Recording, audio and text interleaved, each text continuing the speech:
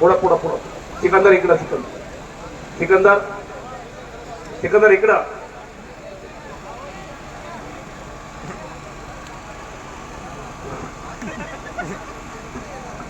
सर्वांना माझा नमस्कार. माझे वडीलधारे आहेत, वस्ताद आहेत, काय मित्र कंपनी माझी. आज माझ्या इथं भरपूर ओळखीचे बारक्यापणीचे कुस्ती खेळणारे माझे संघ सगळेजण आलेत. आणि सगळ्यात अगोदर मी दत्ताभाऊ गायकवाड यांचा धन्यवाद आहे की मला तुमच्या मैदानात मला खेळायची संधी दिली आणि आपल्या सगळ्यांचं प्रेम घेण्याची मला संधी दिली सगळ्यांचं. आणि आज मी फुलगावच्या अधिवेशनात महाराष्ट्र केसरी झालो.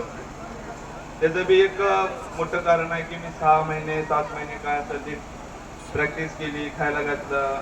जे आमचे वडील आहेत चुलते आहेत, हे दोघं जर नसती तर हे शक्यच नसतं. कारण की वडिलांचा हात डोक्यावर असणं म्हणजे खूप गरजेचं आहे. वडील असते तर सगळं होतं.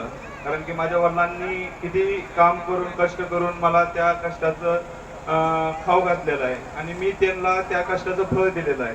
कारण की मला आमचे वास्तविक संसारगुरे आणि वडील आई सगळेजण मला रोज बोलायचे की आम्हाला फक्त एकदा एक महाराष्ट्र केसरी कथा आणून दे, बस आमचं पारणं फिटलं, मी एवढे दिवस कष्ट केलेलं सगळं फिटलं म्हणून सांगायचे. आणि आज मी त्यांना ते फळ दिलेलं आहे. कारण की त्यांच्या मी बघत होतो स्वतः डोळ्यानं की त्यांनी हमाली करताना त्यांच्या पाठीचं कातडं निघून जायचं. तर त्या कातडाकडे बघून मी, त्या रक्ताकडे बघून मी प्रॅक्टिस करायचो, कष्ट करायचो आणि त्या महाराष्ट्र केसरी कथाला शिवायचे म्हणून मी ठाणलं.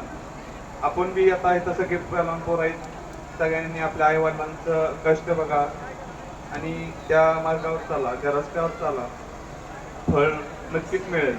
कष्टाला फळ असतं. तर आपण सगळ्यांनी कष्ट करा. आई वडील आपल्यासाठी हे सगळं करतात. आज एक पहिलवान सांभाळायचं म्हणलं का घरात 10 माणसांच्या पोटाला चिमटा घ्यावा लागतो, तेव्हा एक पहिलवान सांभाळला जातो. तसं आमच्या बी घरात होतं, तुमच्या बी घरात आहे.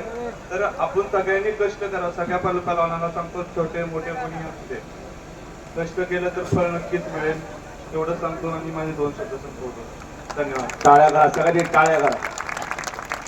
कष्टाला पर्याय नाही. महाराष्ट्र केसरी सिकंदर सिंग सांगतायत, कष्टाच्या जोरावर काय